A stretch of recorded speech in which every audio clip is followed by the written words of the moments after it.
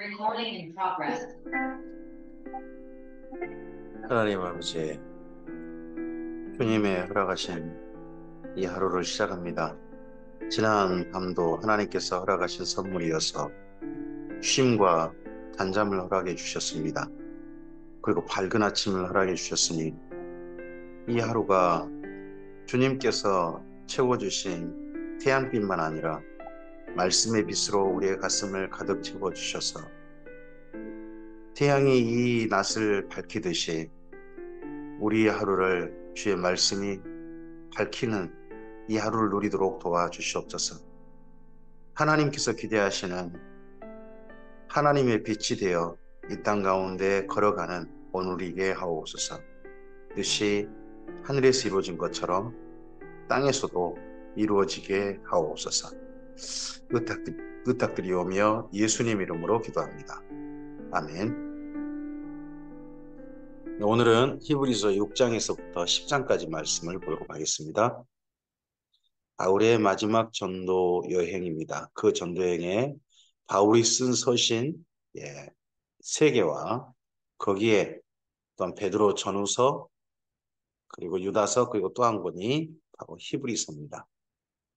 히브리서는 바울이 쓰기 시작해서 다른 누군가가 마무리했을 것이다 라고 그렇게 짐작되는 성경입니다. 히브리서는 믿는 유대인들을 향해 쓴 성경입니다. 믿는 유대인들이 예수님 안에서 머물고 다시 유대교로 돌아가지 말자. 정말 예수님 안에 끝까지 머물자. 심지어 죽음까지도 예수님 안에서 맞이하자 하고 쓰고 있는 성경입니다. 그 중에서 히브리서 6장입니다. 히브리서 6장은 경고가 들어있습니다. 5장까지 이야기하고 나서 경고, 다시 7장에서 이야기를 시작하는 거죠. 그러므로 우리가 그리스도의 도의 초보를 버리고 죽은 행실을 회개함과 하나님께 대한 신앙과 세례들과 안수와 죽은 자들의 부활과 영원한 심판에 관한 교훈의 털을 다시 닦지 말고 완전한 대로 나아갈지니라. 하나님께서 허락하시면 우리가 이것을 하리라. 한번 빛을 받고 하늘의 은사를 맛보고 성령에 참여한 바가 되고 하나님의 선한 말씀과 내세의 능력을 맛보고도 초대교회에 주님의 성도의 성도 중 한 명이 된 거죠. 6절부터 5절까지 보면요. 그러고 나서 타락한 자란 바로 유대교로 돌아간 자들입니다. 다시 새롭게 하여 회개할 수 없나니 이는 그들이 하나님의 아들을 다시 십자가에 못 박아 드러내놓고 욕되게 함이라. 유대교로 돌아갈 때요, 예수님을 욕하고 하는 의식이 있습니다. 나중에 10장에서 우리가 좀 보게 될 겁니다. 땅이 그 위에 자주 내리는 비를 흡수하여 밭가는 자들이 쓰기 합당한 채소를 내면 하나님께 복을 받고, 만일 가시어 엉겅퀴를 내면 버림을 당하고 저주함에 가까워 그 마지막은 불사름이 되리라. 그런 것처럼 이제 성령의 은혜를 입어서, 하나님의 은혜를 입어서 합당한 채소를 내는, 하나님 정말 예수님의 자녀다운 삶으로 나아가야 되지, 다시 돌아가는 그런 가시어 엉겅퀴를 내는 유대교로 돌아가는 그런 사람들에서는 안 된다. 저주가 그들에게 있을 것이다 하는 거죠. 사랑하는 자들아, 우리가 이같이 말하나 너희에게는 이보다 더 좋은 것 곧 구원에 속한 것이 있음을 확신하노라. 근데 이 편지를 받는 분들은 돌아간 자들에게 쓴 게 아니죠. 지금 예수님 안에 여전히 머물러 있는 유대인들을 향해 썼으니까요. 하나님은 불의하지 아니하사 너희 행위와 그의 이름을 위하여 나타낸 사랑으로 이미 성도를 섬긴 것과 이제도 섬기고 있는 것을 잊어버리지 아니하시느니라. 우리가 간절히 원하는 것은 너희 각 사람이 동일한 부지런을 나타내어 끝까지 소망의 풍성함에 이르러 게으르지 아니하고 믿음과 오래 참음으로 말미암아 약속들을 기업으로 받는 자들을 본받는 자 되게 하려는 것이니라. 하나님이 아브라함에게 약속하실 때에 가리켜 맹세할 자가 자기보다 더 큰 이가 없으므로 자기를 가리켜 맹세하여 이르시되 내가 반드시 너에게 복주고 복주며 너를 번성하게 하고 번성하게 하리라 하셨더니 그가 이같이 오래 참아 약속을 받았느니라. 히브리서 6장 14절 말씀은 가정들의 표구가 좀 많은 말씀이죠. 네. 근데 이 말씀은 정말 아브라함이 오래 참아 받았다. 지금 믿는 히브리인들에게 쓰고 있는 참자, 견뎌내자 하는 격려의 말씀으로 주어진 말씀입니다. 사람들이 자기보다 더 큰 자를 가리켜 맹세하나니 맹세는 그들이 다투는 모든 일의 최후학적이니라.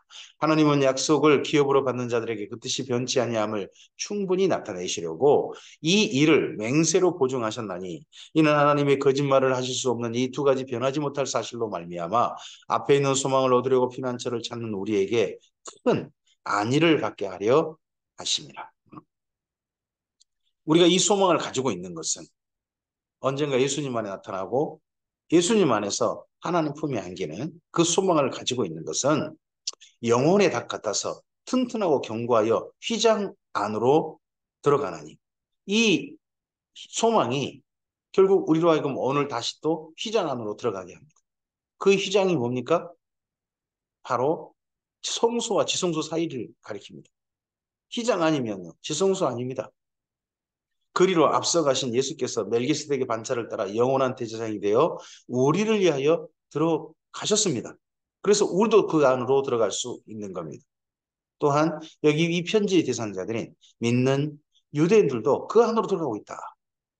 이미 유대교는 거기 들어가지 못하죠. 오직 한 사람만 들어가죠. 그것도 이 땅에서 그림자.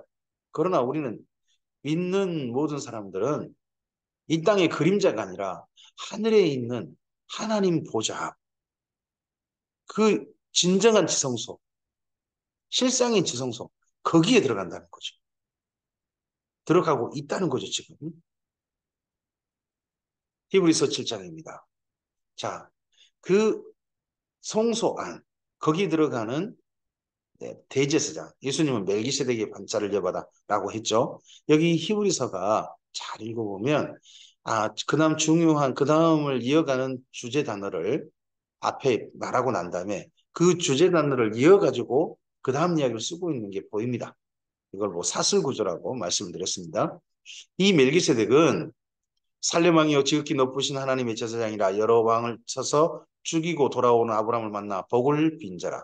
아브라함이 모든 것의 10분의 1을 그에게 나누어 주니라. 그 이름을 해석하면 먼저는 의의 왕이요 그 다음은 살레망이니 곧 평강의 왕이요. 아버지도 없고 어머니도 없고 족보도 없고 시작한 날도 없고 생명의 끝도 없어 하나님의 아들과 닮아서 항상 제사장으로 있느니라. 이게 멜기세덱에 관해서 설명하기 어렵다라고 했잖아요. 앞서서. 근데 이제 설명하죠. 7장에서. 이 사람이 얼마나 높은가를 생각해보라. 조상 아브라함도 노량물 중 10분의 1을 그에게 주었느니라. 레이의 아들들 가운데 제사장의 직분을 맡은 자들은 받은 자들은 율법을 따라 아브라함의 허리에서 난 자라도 자기 형제인 백성에게서 10분의 1을 취하라는 명령을 받았으나 레이 족보에 들지 아니한 멜기세덱은 아브라함에게서 10분의 1을 취하고 약속을 받은 그를 위하여 복을 빌었나니 논란의 여지 없이 낮은 자가 높은 자에게 축복을 받느니라. 그러니까 아브라함보다 더 높은 이가 멜기세덱이다. 이에 대해서 논란을 제기할 여지가 없다. 멜기세덱은 분명히 아브라함보다 더 높다. 또 여기는 죽을 자들이 10분의 1을 받으나 누가요? 레인과 제사장들은 죽을 자들이잖아요. 근데 저기는 산다고 증거를 얻은 자가 받았느니라. 멜기세덱은요, 죽음에 대한 이야기 없단 말이죠. 산다고 증거를 받는 자가 받았느니라. 또 10분의 1을 받는 레이도 아브라함과 함께 10분의 1을 바쳤다고 할 수 있나니 누구에게요? 멜기세덱에게 바쳤다고 할 수 있나니 이는 멜기세덱이 아브라함을 만났을 때에 레이는 이미 자기 조상의 허리에 있었습니다. 자기 조상 허리에 있었단 말은요, 아브라함 다음에 한참 후에 태어난단 말이죠. 네. 그걸 보고 조상의 허리에 있다라는 표현으로 썼습니다. 레위 계통의 제사의 직분으로 말미암아 온전함을 얻을 수 있었으면 백성은 그 아래에서 율법을 받았으니 어찌하여 아론의 반차를 따르지 않고 멜기세덱의 반차를 따르는 다른 한 제사장을 세울 필요가 있느냐. 그러니까 아론의 자손의 제사장으로서 끝날 거라면 따로 멜기세덱의 반차를 따르는 다른 한 제사장을 나중에 시편 같은데 한참 후잖아요. 그런데 말할 필요가 없다는 거죠. 근데 그렇게 예언을 해놨어요. 멜기세덱의 반차를 이어받은 제사장이 따로 있어야 된다. 또 이 이야기에 대해서 많은 유대인들, 그 당시 유대인들은, 믿는 유대인들은 정말 그래라고 인정할 수밖에 없는 게 지금 레위 계통을 이어온 아론의 직계 제사장이 없어요. 그리고 하수몬 왕가가 이은 예, 레인이 세상이 돼버린 이상한 대제사장인데다가 대제사장이 한 명도 아니고 네 명이나 되고 두 명 막 그렇게 되는 대제사장들이라고 하는 이상한 완전히 망가져버린 시대에 지금 살고 있거든요. 이런 제사장을 통해서 하나님 앞에 나갈 수나 있겠나 하는 그런 시대란 말이죠. 정치가 돼버린 정치가. 제사 직분이 바뀌었은즉 율법도 반드시 바꿔지리니 이것은 한 사람도 제단제를 받들지 않는 다른 지파에 속한 자를 가리켜 말한 것이라. 다른 지파, 유다 지파죠. 우리 주께서는 유다로부터 나신 것이 분명하도다. 이 지파에는 모세가 제사장들에게 관하여 말한 것이 하나도 없고요. 멜기세덱과 같은 별다른 한 제사장이 일어난 것을 보니 더욱 분명하다. 예수님은 멜기세덱의 반차를 이어받은 제사장으로서 또한 존재합니다.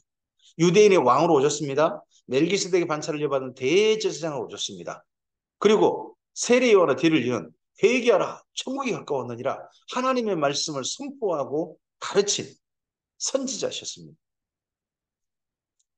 그는 육신에 속한 계명의 법을 따르지 아니하고 오직 불멸의 생명의 능력을 따라 되었으니 증언하기를 내가 영원히 멜기세덱의 반차를 따르는 제사장이라 하였도다.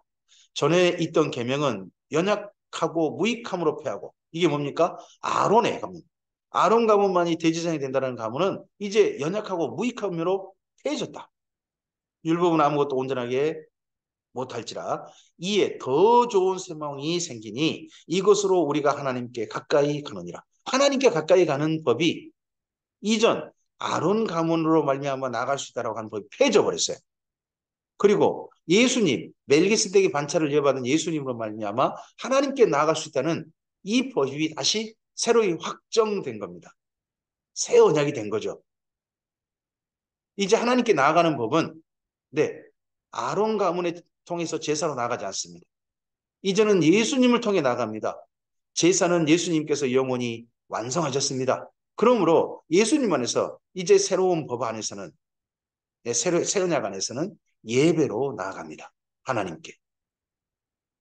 또 예수께서 제사장이 되신 것은 맹세 없이 된 것이 아니니 그들이 맹세 없이 제사장이 되었을 때 오직 예수는 자기에게 말씀하신 이로 말미암아 맹세로 되신 것이라. 주께서 맹세하시고 뉘우치지 아니하시리니 내가 영원히 제사장이라 하셨도다. 이와 같이 예수는 더 좋은 언약의 보증이 되셨느니라.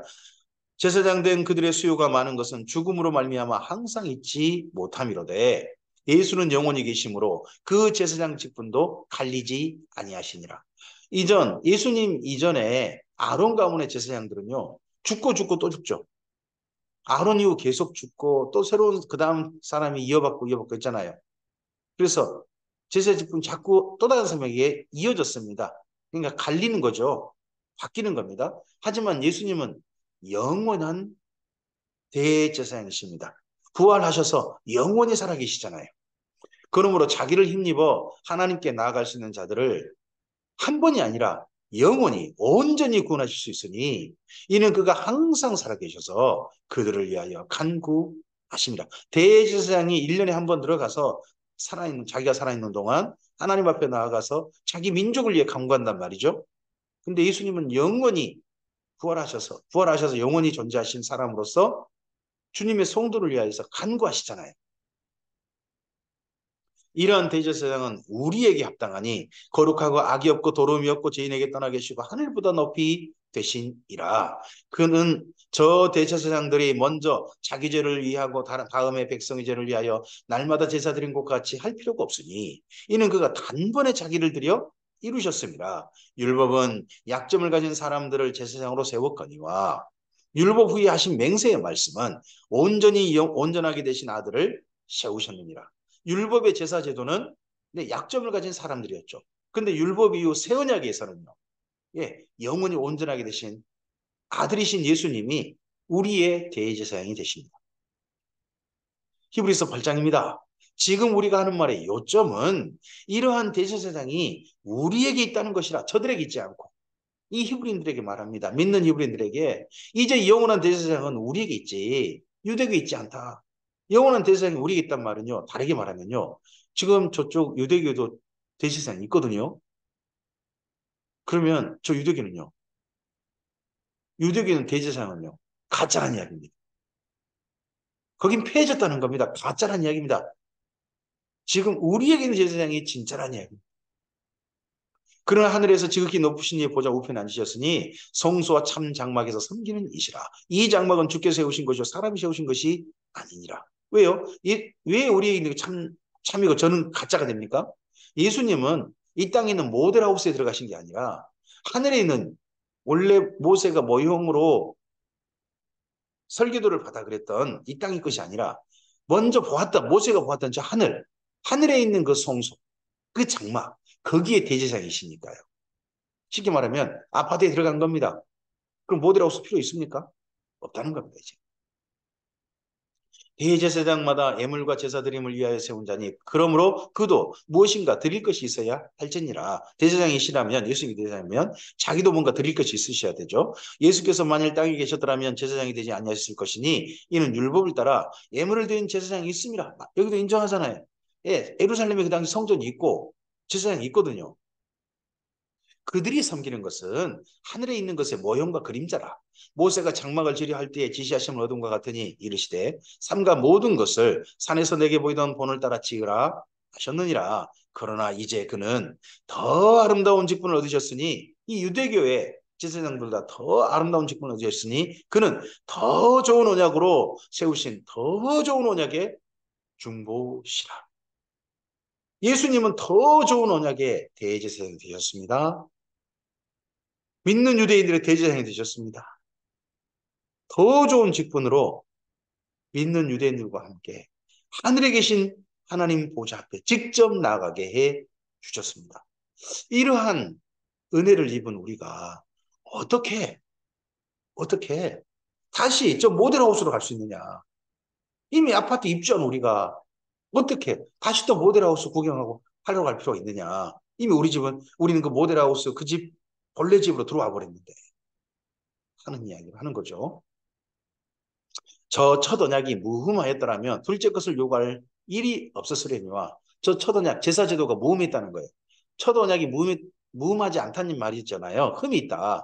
여기 말은 흠이 있단 말은 제사제도에 관련된 말입니다. 네. 그 다음에 무슨 이웃을 사랑하라는 말이 또 하나님을 아주 한 번만 섬기라는 말이 그런 말이 흠이 있단 말이 아닙니다.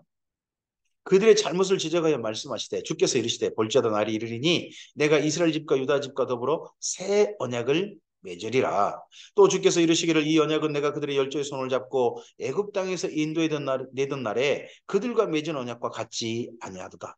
신에서 언약과 같지 아니한 새 언약이 맺어질 것이다. 라고 예레미야서에 약속되어 있는데 그 약속이 일자 그림자적으로 언제 맛보았냐 그러면 사실은 포로기한테 맛보았습니다. 이스라엘 민족이. 그러나 영원한 언약은 진정한 영원한 언약은 예수님께서 이 땅에 오심으로 제자들과 함께 예루살렘에서 언약을 맡고 왔죠. 그들은 내 언약 안에 머물러 있지 아니하므로 내가 그들을 돌보지 아니하였노라. 또 주께서 이르시되 그날 후에 내가 이스라엘 집과 맺을 언약은 이것이니 내 법을 그들의 생각에 두고 그들의 마음에 이것을 기록하리라. 내가 그들에게 하나님이 되고 그들은 내 백성이 되리라. 또 각각 자기 나라 사람과 각각 자기 형제를 가르쳐 이르기를 주를 알라 하지 아니할 것은 그들이 작은 자로부터 큰 자까지 다 나를 알니라. 근데 이 말씀은 에레미야 31장 31절부터 34절까지의 말씀을 다시 한번 말하고 있죠. 내가 그들의 불의를 긍휼히 여기고 그들의 죄를 다시 기억하지 아니하리라 하셨느니라. 에레미야 말씀 여기까지 인용하셨습니다. 새 언약이라 말씀하셨음에 첫 것은 낡아지게 하신 것이니 낡아지고 쇠하는 것은 없어져 가는 것이라. 히브리서 9장입니다. 첫 언약에도 섬기는 예법과 세상에 속한 성소가 있더라. 예비한 첫 장막이 있고 그 안에 등잔대와 상과 진설병이 있으니 이는 성소라 일컫고 또 둘째 휘장 뒤에 있는 장막을 지성소라 일컫나니 금향로와 사면을 금으로 싼 언약궤가 있고 그 안에 만나를 담은 금 항아리와 아론의 쌍난 지팡이와 언약의 돌판들이 있고 그 위에 속죄를 덮은 영광의 그룹들이 있으니 이것들에 관하여는 이제 낱낱이 말할 수 없노라. 이 모든 것을 이같이 예비하였으니 제사장들이 항상 첫 장막에 들어가 섬기는 예식을 행하고 오직 둘째 장막은 대제사장이 홀로 1년에 한 번 들어가되 자기와 백성의 허물을 위하여 드리는 피 없이는 아니하나니 대속죄일을 말한 거죠. 성령이 이로써 보이신 것은 첫 장막이 서 있을 동안에는 성소에 들어가는 길이 아직 나타나지 아니한 것이라. 이게 무슨 말이냐 그러면요. 이전 첫 성소가 있을 때는요. 휘장이 가려 있어요. 지성소가. 길이 없죠. 막혀 있어요. 휘장으로 막혀 있습니다. 이 장막은 현재까지의 비우니 이에 따라 드리는 예물과 제사는 섬기는 자를 그 양심상 온전하게 할 수 없나니 이런 것은 먹고 마시는 것과 여러 가지 씻는 것과 함께 육체의 예법일 뿐이며 개혁할 때까지 맡겨둔 것이라. 먹고 마시는 것, 여러 가지 씻는 것은 무엇을 위함입니까? 천국에 들어가서 그렇게 할 필요 없죠. 이 땅에서 우리가 몸으로 있을 때 생명, 이 육체 안에서 생명을 가지고 있을 때 필요한 율법입니다. 그런 것과 함께 구약의 제사제도는 이 땅에 우리가 살아있을 때 필요한 제사제도였을 뿐이었다는 겁니다. 이건 그리고요, 개혁할 때까지 맡겨뒀다는 거죠. 언젠가 개혁될 때, 그 계획이 뭡니까? 예수님 안에 새로운 제도가 주어진 겁니다. 하나님 앞에 나아가는 제도가.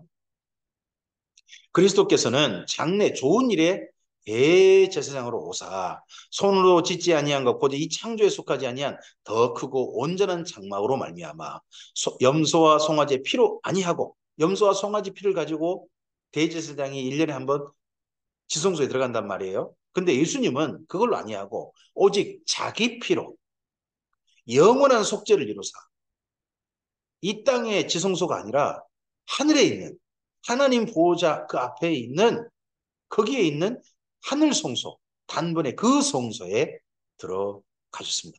이 단번을 영단번이라고 합니다. 영원한 한 번인지라.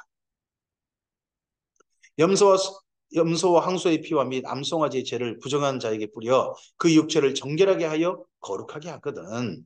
하물며 영원하신 성령으로 말미암아 흠없는 자기를 하나님께 드린 그리스도의 피가 어찌 너희 양심을 죽은 행실에서 깨끗하게 하고 살아계신 하나님을 섬기게 하지 못하겠느냐. 이로 말미암아 그는 새 언약의 중보자이시니 이는 첫 언약 때에 범한 죄에서 속량하려고 주고사 부르심을 입은 자로 하여금 영원한 기업의 약속을 얻게 하려 하심이라. 유언은 유언한 자가 죽어야 되나니 유언은 그 사람이 죽은 후에 유효한즉 유언한 자가 살아있는 동안에는 효력이 없느니라. 이러므로 첫 언약도 피 없이 세운 것이 아니니 모세가 율법대로 모든 계명을 온 백성에 말한 후에 송아지와 염소의 피와 및 물과 붉은 양털과 요술초를 취하여 그 두루마리와 온 백성에게 뿌리며 이르되 이는 하나님이 너희와 이게 명하신 언약의 피라 하고 제사장이 할 일이 두 가지가 있는 거죠. 하나님은 대속죄일이 있고 또 하나는 하나님과 이스라엘 민족 사이 언약을 기억하게 해주는 겁니다. 언약을 기억하게 하는 거. 근데 이 언약은요, 모세가 세운 이 언약은 한 번입니다. 시내산에서 딱 한 번. 이게 출애굽기 24장이죠. 그때 세웠던 그 언약식을 여기 지금 언급하고 있습니다. 또한 이와 같이 피를 장막과 섬기는 일에 쓰는 모든 그릇에 뿌렸죠. 모세가 그때 뿌렸습니다. 그 언약을 선포하고요. 율법에 따라 거의 모든 물건이 피로서 정결하게 되나니 피 흘림이 없은즉 사함이 없느니라. 네, 실제로 성막의 모든 성물들은 다 거의 피를 묻혔습니다. 피를 뿌리고 해서 거룩하게 했습니다. 거룩하게 했단 말은 죄 없게 했다는 겁니다. 죄 사함을 잊게 했다는 거죠. 그래서 피 흘림이 없이는 거의 모든 물건이 피 흘림이 없이는 사함이 없다 하는 표현이 맞는 거죠. 그러므로 하늘에 있는 것들의 모형은 이런 것들로서 정결하게 할 필요가 있었죠. 그러나 하늘에 있는 그것들은 이런 것들보다 더 좋은 제물로 할지나 더 좋은 제물이 뭡니까? 바로 예수님입니다. 예수님과 예수님의 보혈입니다. 그리스도께서는 참것의 그림자인 손으로 만든 성소에 들어가지 아니하시고 오직 그 하늘에 들어가사 이제 우리를 위하여 하나님 앞에 나타나시고 대제사장이 해마다 다른 것에 비로소 성소에 들어간 것 같이 자주 자기를 드리려고 아니하실지니 그러면 그가 세상을 창조한 때부터 자주 고난을 받았어야 할 것이로되 이제 자기를 단번에 제물로 드려 죄를 없이 하려고 세상 끝에 나타나셨느니라. 단번에 드렸습니다. 한 번. 근데 이 한 번이 영원한 한 번입니다. 다시는 반복할 필요가 없는. 그래서 우리는 오직 예수님의 이 보혈로 말미암아 이 예수님의 제사로 말미암아 우리가 하나님 앞에 속죄함을 입습니다. 정결함을 입습니다. 의로 선포받고 하나님의 긍휼을 힘입습니다. 한 번 죽는 것은 사람에게 정해진 것이요. 그 후에는 심판이 있으리니 이와 같이 그리스도도 많은 사람의 죄를 담당하시려고 단번에 들이신 바 되셨고 이게 초림이셨죠. 구원에 이르게 하기 위하여 죄와 상관없이 자기를 바라는 자들에게 두 번째 나타나시리라. 이 나타나심을 우리가 기다리고 있지 않느냐. 근데 어떻게 다시 유대교로 돌아갈 수 있단 말이냐 하고 여기 믿는 히브리인들에게 다시 한번 예수님 안에서 그들의 소망을 일깨웁니다. 히브리서 10장입니다. 율법은 장차올 좋은 일의 그림자일 뿐이요. 참 형상이 아니므로 해마다 늘 드리는 같은 제사로는 나오는 자들을 언제나 온전하게 할 수 없느니라. 여기 율법이 장차올 좋은 일의 그림자고 참 형상이 아니란 말은 율법 전체를 가리키는 표현이 아니라 제사제도를 말하는 겁니다. 율법이 제사제도 그리고 유대인의 관습 이런 것들은 그냥 그림자일 뿐인 거예요. 참 형상이 아닌 거예요. 그렇지 않으면 섬기는 자들이 단번에 정결하게 되어 다시 죄를 깨닫는 일이 없으리니 어찌 제사를 드리는 일을 그치지 아니하시려. 사실 구약의 율법에서는 제사를 계속 반복하잖아요. 하나님 앞에 나갈 때마다 반복하고 반복하잖아요. 하지만 우리는 그런 제물을 필요하지 않죠. 예수님께서 영원한 영단번의 제물이 되셨어요. 우리가 제물을 가지고 나가지 않습니다. 예수님이 제물이 되신 까닭에. 그러나 이 제사들에는 해마다 죄를 기억하게 하는 것이 있나니 이는 황소와 염소의 피가 능히 죄를 없이 하지 못함이라. 그러므로 주께서 세상에 임하실 때에 이르시되 하나님이 제사와 예물을 원하지 아니하시고 오직 나를 위하여 한 몸을 예비하셨도다. 번제와 속죄제는 기뻐하지 아니하시나니 이에 내가 말하기를 하나님이여 보시옵소서 두루마리 책에 나를 가리켜 기록된 것 같이 하나님의 뜻을 행하러 왔나이다 하셨느니라. 위에 말씀하시기를 주께서는 제사와 예물과 번제와 속죄제는 원하지도 아니하고 기뻐하지도 아니하신다 하셨고 이는 다 율법을 따라 드리는 거죠. 이 모든 건 율법을 따라 드리는 것입니다. 그 후에 말씀하시기를 보시옵소서 내가 하나님의 뜻을 행하러 왔나이다 하셨으니 그 첫째 것을 폐하심은 둘째 것을 세우려 하심이라. 그 첫째 것이 뭡니까? 구약의 제사제도. 둘째 것이 무엇입니까? 예수님으로 말미암은 예수님을 영단번에 제사를 드려서 다시는 제물이 필요 없는 예배로 하나님 앞에 나아가는 예수님 안에서 하늘에 계신 하나님 보좌 앞에까지 나아갈 수 있는 둘째 것. 새로운 예배제도. 이 뜻을 따라 예수 그리스도의 몸을 단번에 들이심으로 말미암아 우리가 거룩함을 얻었노라. 제사장마다 매일 서서 섬기며 자주 같은 제사를 드리되 이 제사는 언제나 죄를 없게 하지 못하거니와. 구약의 제사 제도로는 죄를 없게 할 수 없어요. 한 번 사함 받는 것뿐이에요. 그래서 자주 같은 제사를 드리는 거죠. 오직 그리스도는 죄를 위하여 한 영원한 제사를 드리시고 하나님 우편에 앉으사 그 후에 자기 원수들을 자기 발등상 되게 하실 때까지 기다리시나니 그가 거룩하게 된 자들을 한 번의 제사로 영원히 온전하게 하셨습니다. 아멘입니다.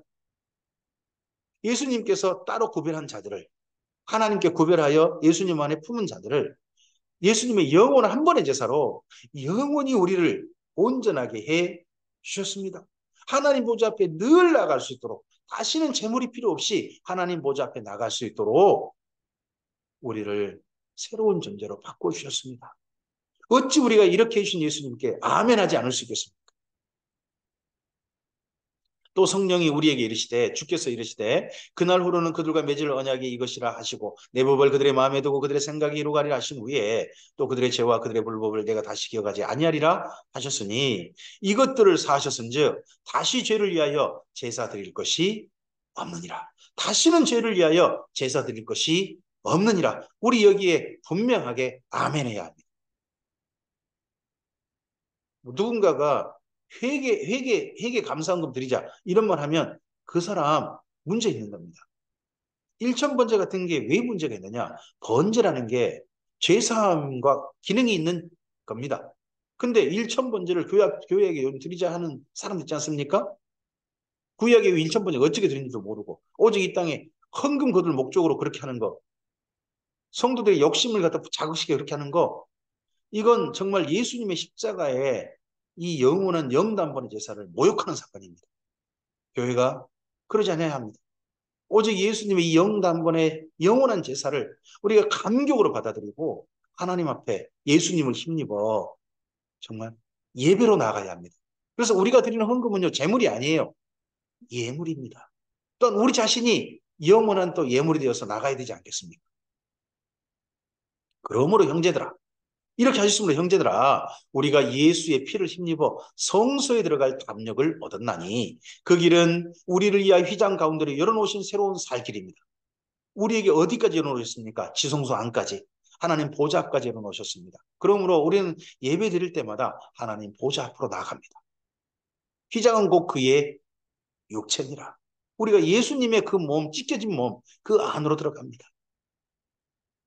또 하나님의 집 다스리는 큰 제사장이 계심에 우리가 마음의 뿌림을 받아 악한 양심으로부터 벗어나고 몸은 맑은 물로 씻음을 받았으니 참 마음과 온전한 믿음으로 하나님께 나가자. 이렇게 예수님의 은혜를, 예수님께 베푸신 이 제사의 은혜를 믿음으로 받아들인 자들은, 네, 마음의 뿌림받아 악한 마음에서 벗어나서 새로운 착한 양심으로 나가지 않았습니까? 거기다가 몸은 맑은 물로 씻음 받았습니다. 세례 받았죠. 이러므로 이젠 참 마음과 온전한 믿음으로 하나님께 나가자. 유대기로 돌아가서 제사 드리거나 그러지 말고 이제 예수님을 힘입어 하나님 앞에 나아가자. 다시는 유대기로 돌아가지 말자 하고 권하고 있습니다. 또 약속하신 이는 미쁘시니 우리가 믿는 도리의 소망을 움직이지 말며 굳게 잡고 서로 돌아보아 사랑과 선행을 격려하며 모이기를 피한 어떤 사람들의 습관 같이 하지 말고 오직 권하여 그날이 가까움을 볼수록 더욱 그리하자. 예수님께서 우리의 죄를 영원히 사셨으므로 우리가 하나님 앞에 예수님을 힘입어 이제는 예배하자.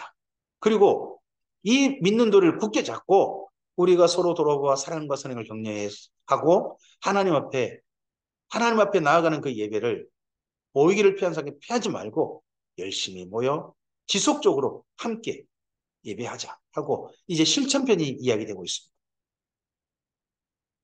그러면서 경고합니다. 우리가 진리를 아는 지식을 받은 후 짐짓죄를 범한 즉 다시 속죄한 죄가 없습니다. 짐짓죄를 범한 즉 이게 고범죄라고 그러죠. 짐짓죄. 이게 구약을 예를 들어서 말하고 있습니다. 근데 여기서 말하는 히브리서에서 10장에서 말하는 짐짓죄는 앞서 6장에 있었던 경고와 같습니다. 그게 뭡니까? 예수님을 부정하고 예수님을 모욕하고 다시 유대인으로 돌아가는 걸 말합니다. 오직 무서운 마음으로 심판을 기다리는 것과 대적하는 자를 태울 맹렬한 불만 있으리라. 이렇게 예수님을 떠나 다시 유대인으로 가는 자들에게는 심판을 기다려 무서운 마음으로 심판을 기다릴 것이고 맹렬한 불이 그들을 기다릴 것이다. 모세의 법을 피한 자도 두세 증인으로 말미암아 불쌍히 여김을 받지 못하고 죽었거든. 하물며 그들이 유대에 돌아갈 때요. 하나님의 아들을 짓밟고 두 번째 자기를 거룩하게 하는 언약의 피를 부정한 것으로 선포해야 되고 이야기해야 되고 또 은혜의 성령을 욕해야 돼요. 그렇게 욕한 자가 당연히 받을 형벌은 얼마나 더 무겁겠느냐 너희는 생각하라. 그러니까 유대교로 돌아갈 때 유대교에서 그 돌아가는 유대인들한테 요구하는 거죠. 아마도 십자가에 맡기신 예수님의 이름을 써놓고는 거기 짓밟으라고 했을 것 같습니다. 그리고요. 예수의 피는 부정하다, 부정하다, 부정하다를 선포해야 됩니다. 그리고 또요. 은혜의 성령. 지금 모든 초대교회 성도들이 성령에 사로잡혀 있지 않습니까? 성령이 임재하셔서 강림하셔서 성령이 임재한 사람들로서 성령과 함께하는 삶을 살고 있다. 예수님은 가셨지만 우리 안에 영원히 성령님과 함께 하신다. 하고 이야기하고 있지 않습니까? 근데 그 성령을 그럼 귀신이다 귀신이다 이런 말을 막 해야 되는 모양이죠. 그게 유대교 돌아가는 법인가 봐요. 그렇게 해서 돌아가는 자들이 어찌 정말 예수님을 욕되게 하지 않습니까?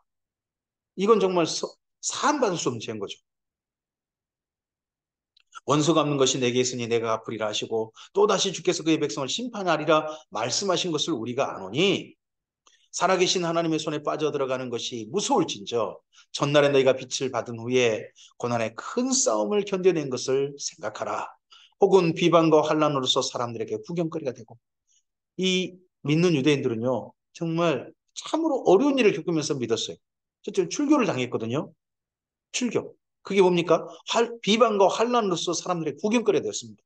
출교당할 때 유대인의 모임 가운데서 거기에서 출교당할 때 침뱉음을 받습니다. 그리고 40에 하나 감화면을 맞습니다. 그리고 저주문을 들어야 합니다. 저주문을 랍비가 선포하거든요. 그걸 다 듣고 그리고 빈 털터리가 되어서 쫓겨나야 됩니다. 모든 사람들이 쳐다보고 있는 가운데서 구경거리가 된 거죠. 혹은 이런 형편에 있는 자들과 사귀는 자들이 되었죠. 그런 사람들과만 사귀는 사람들이 있지 않습니까? 그렇게 출교당한 사람들과만. 그러면서 너희가 갇힌 자를 동정하고, 그러면서 유대인들은요, 이렇게 유대교를 떠난 유대인들을, 예수 믿는 사람들을요, 각가지 구실을 만들어가지고 각가지 재료를 만들어서 어쨌든 불이익이 되게 하려고 합니다. 그러다 보니까 오해 갇히기도 많이 했던 것 같습니다. 갇힌 자를 동정하고 너희 소유를 빼앗긴 것도 기쁘게 당한 것은, 그러면서 또 자기 소유까지 다 뺏겼답니다. 더 낫고 영구한 소유가 있는 줄 알미라. 이런 싸움을, 이런 끔찍한 진짜 힘든 환란을 예수님께서 승천하시고 난 다음에 지난 한 30여 년간, 여기 지금 히브리서 쓸 당시니까 30년이 넘게 이런 일을 겪고 있는 거예요. 거기다가 로마에서 지금 기독인들을 잡아가지고 십자가에 못 박아 죽이려고 하지 않습니까? 견디고 있는데 또 이거 로마의 엄청난 압제까지, 박해까지 들어왔지 않습니까? 그러다 보니까 얼마나 많은 사람이 흔들렸겠습니까? 이런, 그러므로 너희 담대함을 버리지 말라. 여기까지 참았는데 담대함을 버리지 말라. 이것이 큰 상을 얻게 하느니라. 너희에게 인내가 필요함은, 여기 인내란 말은 참는 것이 정도가 아니죠. 확고 오른 데 서서 다시는 흔들리지 않고 확고부동한 것입니다. 인내란 게 무엇입니까? 올바른 길을 어떤 환경이 있다 할지라도 한결같이 걸어가는 것입니다. 너희가 하나님의 뜻을 행한 후에 약속하신 것을 받기 위함이라. 잠시 잠깐 오면 오실 이가 오시리니 지체하지 아니하시리라. 잠시 잠깐 오면 오신다라고 격려했는데 벌써 2000년이 지났어. 하나님의 시간이 우리의 시간과 다릅니다. 그리고 잠시 잠깐 은 바로 오셨다면 우리가 태어나지 못했죠. 우리는 애초에 구원의 기회가 없고 하나님의 영원한 영생의 기회를 얻지 못했을 겁니다.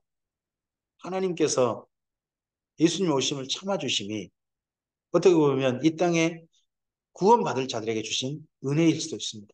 점점 세상은 악해집니다만 그래도 아직은 구원받는 자가 있지 않습니까? 아직은 하나님께 돌아온 자들이 있지 않습니까? 나의 의인은 믿음으로 말미암아 살리라. 또한 뒤로 물러가면 내 마음이 그를 기뻐하지 아니하리라 하셨느니라. 우리는 뒤로 물러가 멸망할 자가 아니요 오직 영혼을 구원함에 이르는 믿음을 가진 자들 아닙니까? 오늘 여기까지입니다. 이렇게 히브리서에서 어, 유대교의 제사 제도와 예수님으로 말미암은 제사를 비교하면서 우리는 이 땅에 있는 모형 제사 드린 자들이 아니라 하나님 앞에 드린 영원한 영단번의 제사를 드린 예수님을 힘입어서 하나님 보호자 앞에까지 나아가는, 네, 그런 예배를 드린 자다. 이제 예수님 안에서 새로운 삶을 사는 자들이지 제사 드리기를 반복하는 그런 모델하우스에 사는 사람 같은 그런 삶이 우리 삶이 아니다. 이제 이 삶이 있었으니까 오늘 어떠한 불리기 있다 할지라도 이 삶을 한결같이 살자 하는 이 히브리서의 본면을 우리가 새삼 다시 한번 가슴에 담았으면 좋겠습니다. 오늘 우리에게 주신 약속이, 네, 그냥 한 번 약속받고 흐트릴 약속이 아니라 영원한 약속을 우리에게 주셨습니다. 그리고 영원히 하나님 안에 지속적으로 나갈 수 있는 예수님 안에 있는 그 예배를 우리에게 허락하셨습니다. 예배드리기를 정말 즐거워하고 감사하며, 또한 하나님께서 허락하신 예수님 안에 있는 새로운 삶을 한결같이 흔들림 없이 주님께서 기다리고 계신 약속을 바라보며 걸어갔으면 좋겠습니다. 주님의 선하신 은혜가 이러한 말씀을 가슴에 품은 우리 모두에게 오늘 감격으로, 담대함으로 임하길 바랍니다. 용기로 임하길 바랍니다. 주님의 사람답게 걸어가서 이 삶 속에서 하나님 앞에, 하나님 오늘 하루 또한 인내로 걸어왔습니다. 오늘 하루 주님을 바라보고 걸어왔습니다. 이렇게 걸어올 수 있게 하신 주님께 감사합니다 할 수 있는 우리 모두가 되기를 바랍니다. 주께서 함께 하실 겁니다.